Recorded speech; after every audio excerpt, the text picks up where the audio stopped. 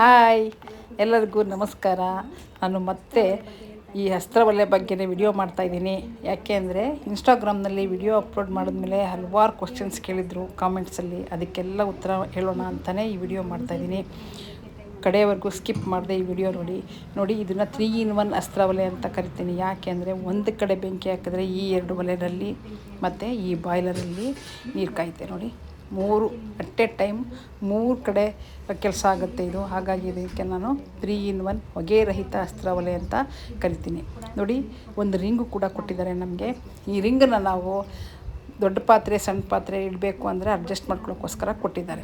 ದೊಡ್ಡದಾದರೆ ring ತೆಗೆದ್ರೆ ಸಾಕು, ಸಣ್ಣ ಪಾತ್ರೆ ಇಡೋದಾದರೆ ರಿಂಗ್ ಇಟ್ಟರೆ ಸಾಕು. 2 ಮುಚ್ಚಳನೂ ಕೊಟ್ಟಿದ್ದಾರೆ. ನಾನಿವತ್ತು ಕಟ್ಟಿಗೆ ಒಲೆಯಲ್ಲಿ ಅಡುಗೆ ಮಾಡಲ್ಲಪ್ಪ ಅಂತ ಅಂದರೆ ಇವತ್ತು ಸ್ನಾನಕ್ಕೆ ಬರೀ ಬಿಸಿನೀರು ಸಾಕು ಅನ್ನೋದಾದರೆ ಡೈರೆಕ್ಟಾಗಿ ಇಲ್ಲಿ ಬಾಯ್ಲರಲ್ಲಿ ಬೆಂಕಿ ಹಾಕಿ ನೀರು ಕಾಯಿಸ್ಕೊಂಡ್ರೆ ಸಾಕು. ಈ ಬಾಯ್ಲರಲ್ಲಿ ನೀರು ಕಾಯುತ್ತೆ, 24 ಗಂಟೆ ಬಿಸಿ ಇರುತ್ತೆ. ಈ ಬಾಯ್ಲರ್ ನಾನು 80 ಲೀಟ್ರದ್ದು ಹಾಕ್ಸ್ಕೊಂಡಿದ್ದೀನಿ. 60ರಿಂದ ಸ್ಟಾರ್ಟ್ ಆಗುತ್ತೆ, 60, 80, 100, 120 ಈ ರೀತಿ. ಅದಕ್ಕೆ ಲೀಟ್ರ್ ಮೇಲೆ ಕಾಸ್ಟ್ ಕೂಡ ಜಾಸ್ತಿ ಆಗ್ತಾ ಹೋಗುತ್ತೆ. ನನಗೆ 80 ಲೀಟ್ರಿಗೆ 45,000 ಕೊಟ್ಟಿದ್ದೀನಿ. ಇದನ್ನು ಕಂಪ್ನಿಗೆ 45,000 ಕೊಟ್ಟಿದ್ದೀನಿ. ಅದ್ರ ಮೇಲೆ 15,000 ಅಂದರೆ ಈ ಕೂಲಿ, ಪ್ಲಮ್ಮಿಂಗ್ ವರ್ಕು, ಜಲ್ಲಿ, ಸಿಮೆಂಟು, ಈ ರೀತಿ ಗ್ರನೈಟು, ಇದಕ್ಕೆಲ್ಲ ಸೇರಿ ಎಕ್ಸ್ಟ್ರಾ 15 ಟೋಟಲಿ ನನಗೆ ಒಂದು 65,000 ಖರ್ಚು ಬಿತ್ತು ಒಲೆಗೆ.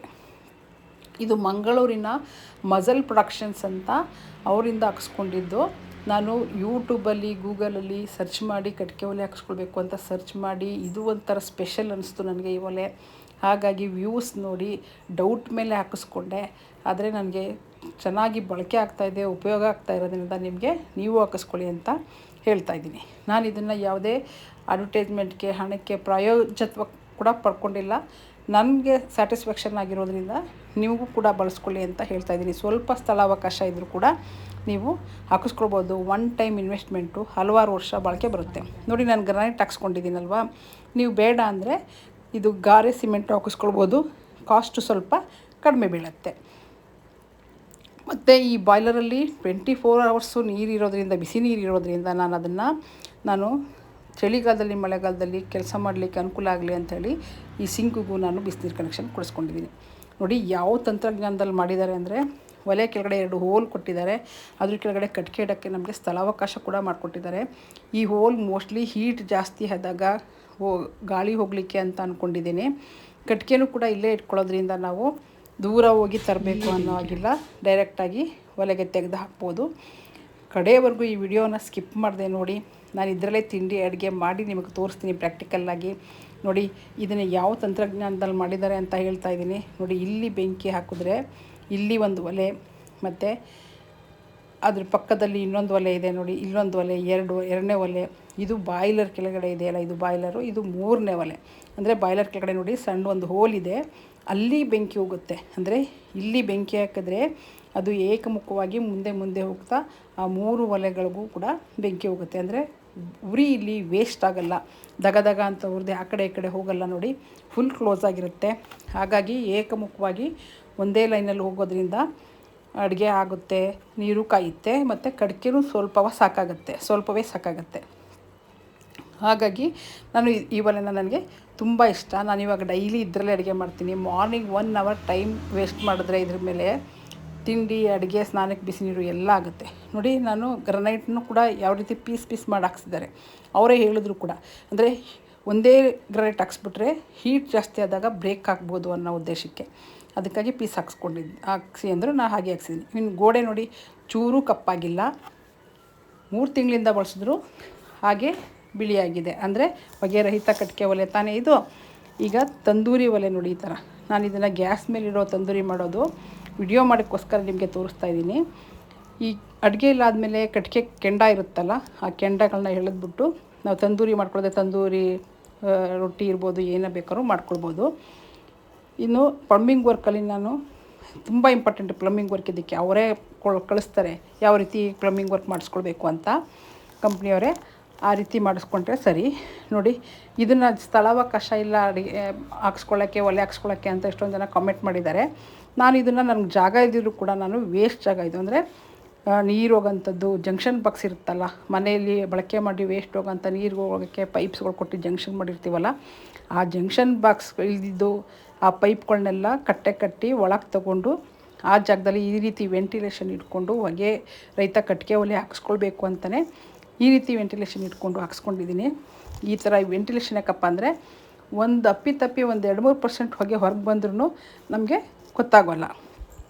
ಮತ್ತು ಗಾಳಿ ತಣ್ಣಗೆ ಬೀಸ್ತಾ ಇರುತ್ತೆ. ನಾವು ಅಡುಗೆ ಒಲೆಯಲ್ಲಿ ಕಟ್ಟಿಗೆ ಒಲೆಯಲ್ಲಿ ಅಡುಗೆ ಮಾಡ್ತಾಯಿದ್ದೀವಿ ಅಂತಲೇ ನಮಗೆ ಫೀಲ್ ಆಗೋಲ್ಲ, ತಂಪಾಗಿರುತ್ತೆ. ನೋಡಿ, ಈಗ ನಿಮಗೆ ಪ್ರಾಕ್ಟಿಕಲ್ಲಾಗಿ ಇದೇ ಒಲೆಯಲ್ಲಿ ತಿಂಡಿ ಅಡುಗೆ ಎಲ್ಲನೂ ಮಾಡಿ ನಿಮಗೆ ತೋರಿಸ್ತೀನಿ. ಸ್ನಾನಕ್ಕೆ ಬಿಸಿ ನೀರು ಕೂಡ ಕಾಯಿಸ್ಕೊತೀನಿ. ನೋಡಿ, ನಾನು ಡೈಲಿ ಒಂದು ಸರಿ 1 ಅವರ್ ಇಲ್ಲಿ ಟೈಮ್ ಇನ್ವೆಸ್ಟ್ ಮಾಡಿದ್ರೆ ಆಯಿತು. ತಿಂಡಿ ಅಡುಗೆ ಸ್ನಾನಕ್ಕೆ ನೀರು ಎಲ್ಲ ಆಗೋಗುತ್ತೆ. ನೋಡಿ, ದೋಸೆ ಮಾಡೋಣ ಬನ್ನಿ. ಹಿತ್ತಲಿನ ವೇಸ್ಟ್ ತೊಗೊಂಡು ಬಂದೆ, ಕಟ್ಟಿಗೆ ಜೋಡಿಸ್ದೆ. ಈಗ ಬೆಂಕಿ ಹಾಕೋಣ. ಇದು ಎಕ್ಸ್ಪೈರ್ಡ್ ಆಗಿರೋ ಅಂಥ ಹ್ಯಾಂಡ್ ವಾಶು, ಅದು ಹಾಕ್ತಾಯಿದ್ದೀನಿ. ಅದು ಒಗ್ಗಸಂಗಿಲ್ಲಲ್ಲ, ಎಲ್ಲಿ ಬೇಕಲ್ಲಿ ಬೆಂಕಿ ಆಗಿಬಿಡುತ್ತೆ. ಹಾಗೆ ಇಟ್ಟಿದ್ದೆ, ಈಗ ಅದು ಯೂಸ್ ಆಗ್ತಾಯಿದೆ. ನೋಡಿ, ಬೆಂಕಿ ಹತ್ತು. ಬೆಂಕಿ ಮುಚ್ಚಲಿಲ್ಲ ಅಂದರೆ ಹೊಗೆ ಬರ್ತಾಯಿದೆ ನೋಡಿ. ಈ ಹೊಗೆನ ನಾವು ಡೋರ್ ಕ್ಲೋಸ್ ಮಾಡಿಬಿಟ್ರೆ ಬೆಂಕಿ ಹಚ್ಚಿದ ಕೂಡಲೇ ಆವಾಗ ಹೊಗೆ ಚೂರು ಬರಲ್ಲ. ಇನ್ನೊಂದು ಒಲೆ ಖಾಲಿ ಇದೆ, ಅಲ್ಲಿ ಅಡುಗೆಗೆ ಇಡ್ತಾಯಿದ್ದೀನಿ. ಈ ಕಡೆ ದೋಸೆ ಹಂಚು ಕಾಯ್ತು ಅನಿಸುತ್ತೆ, ದೋಸೆ ಹಾಕೋಣ. ನೋಡಿ, ಚೆನ್ನಾಗಿ ಕಾಯ್ತು. ಇಲ್ಲಿ ಗ್ಯಾಸ್ ಒಲೆಗಿಂತನೂ ಸುಲಭವಾಗಿ ಕ್ಲೀನಾಗಿ ದೋಸೆ ಹೇಳುತ್ತೆ. ಚೆನ್ನಾಗಿ ಒಂದೇ ಸಮ ಉರಿ ಇರೋದ್ರಿಂದ ಹಂಚು ಕಾದ್ಮೇಲೆ ಹಾಕಬೇಕು. ನೀವು ಯಾವ ರೀತಿ ದೋಸೆ ಬೇಕೋ ಆ ರೀತಿ, ನಾವು ತೆಳ್ಳಗೋ ದಪ್ಪಕ್ಕೋ ಯಾವ ರೀತಿ ಬೇಕೋ ಆ ರೀತಿ ಹಾಕ್ಕೊಳ್ಬೋದು. ಸಲೀಸಾಗಿ ಹೇಳುತ್ತೆ. ಇದು ನಾನು ಹಾಕ್ತಿರೋದು ಐರನ್ ತವ, ಕಾಸ್ಟಿಂಗ್ ತವ. ಇದು ಐರನ್ದು, ಕಲ್ಲಿಂದು ತವ, ಐರನ್ ತವ ಬಳಸೋಕ್ಕೆಲ್ಲ ಸರಿಯಾಗುತ್ತೆ. ನಾನು ನೆಕ್ಸ್ಟ್ ವಿಡಿಯೋದಲ್ಲಿ ನಿಮಗೆ ಮಣ್ಣಿನ ಮಡಿಕೆ, ಮಣ್ಣಿನ ಪಾಟಲ್ಲಿ ಅಂದರೆ ಮಣ್ಣಿನ ಪಾತ್ರೆಗಳಲ್ಲಿ ಅಡುಗೆ ಮಾಡಿ ನಿಮಗೆ ತೋರಿಸ್ತೀನಿ. ಒಲೆ ಅಡುಗೆ ಅಂದರೆ ಮಣ್ಣಿನ ಪಾತ್ರೆ ತುಂಬ ರುಚಿಯಾಗುತ್ತೆ. ನೋಡಿ, ಹೊಗೆ ಎಲ್ಲೋಗುತ್ತೆ ಅಂದ್ರಲ್ಲ, ನೋಡಿ ಅಲ್ಲೋಗುತ್ತೆ ಹೊಗೆನೂ ಕೂಡ. ಈಗ ಮೇಲೆ ಕೊಟ್ಟಿದ್ದಾರೆ. ದೋಸೆನೂ ರೆಡಿ ಆಯಿತು. ನೋಡಿ, ಬಿಸಿ ಬಿಸಿ ದೋಸೆ ಎಷ್ಟು ಚೆನ್ನಾಗಾಗಿದೆ ಅಲ್ವಾ. ನೋಡಿ, ಬಾಯ್ಲರಲ್ಲಿ ನೀರು ಕಾಯ್ತಾಯಿದೆ, ಆ ಕಡೆ ಅಡುಗೆ ಅನ್ನನೂ ಆಗ್ತಾಯಿದೆ. ನೋಡಿ ಎಷ್ಟು ಸುಲಭವಾಗುತ್ತೆ ಅಂತ ಹೇಳಿ. ಇನ್ನು ಈ ಪಾತ್ರೆ ಕಪ್ಪಾಗಲ್ವ ಅಂತ ಕೇಳ್ತಿದ್ರಲ್ಲ, ಅದಕ್ಕೆ ಉತ್ತರ ಕೊಡ್ತೀನಿ. ನೋಡಿ, ನಾನು ಅಡುಗೆ ಮಾಡೋಕ್ಕೆ ಬಳಸಿರೋಂಥ ಪಾತ್ರೆ ಇವು. ಹೊಗೆ ರಹಿತ ಕಟ್ಟಿಗೆ ಒಲೆಯಲ್ಲಿ ಚೂರು ಬಸಿ ಇರಲ್ಲ. ಸ್ವಲ್ಪ ಅಡುಗೆಗೆ ಬಳಸೋವಂಥ ಆಯಿಲ್ನೋ ಯಾವ್ದಾದ್ರು ಒಂಚೂರು ತಳಕ್ಕೆ ಹಚ್ಚಿದ್ರೆ ಸಾಕು, ಒಲೆಗೆ ಇಡೋಕ್ಕೆ ಮುನ್ನ ಸಲೀಸಾಗಿ ಕ್ಲೀನಾಗಿ ವಾಶ್ ಆಗುತ್ತೆ. ನೋಡಿ, ಕುಕ್ಕರ್ ಕೂಡ ಇಡ್ತೀನಿ ನಾನು, ವಾಶ್ ಆಗುತ್ತೆ. ಇನ್ನು ತಂದೂರಿ ಕೂಡ ನಿಮಗೆ ಮಾಡಿ ತೋರಿಸ್ತಾ ಇದ್ದೀನಿ. ತಂದೂರಿ ಫಿಶ್ ಮಾಡಿದ್ದೀನಿ. ನೋಡಿದ್ರಾ ಎಂಥ ರುಚಿಯಾಗಿ ಅಡುಗೆ